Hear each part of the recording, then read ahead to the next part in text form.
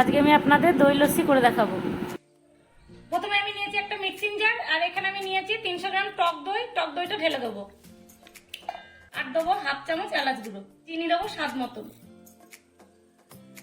Half চামচ bit লবণ দেবো, 3 চামচ গুঁড়ো দুধ। এখানে আপনারা চাইলে খোয়া ক্ষীর ব্যবহার করতে পারেন। 2 কাপ মতন জল দিয়ে ভালো করে পেস্ট করে নেবো। খুব ভালো করে আমি লস্যিটা তৈরি করে ঢেলে নিয়েছি, এর মধ্যে বরফ দিয়ে দেবো। দই লস্যি একেবারে রেডি। অবশ্যই ট্রাই করবেন, আর রেসিপিটা ভালো লাগলে লাইক শেয়ার কমেন্ট, অবশ্যই চ্যানেলটাকে সাবস্ক্রাইব করতে ভুলবেন না।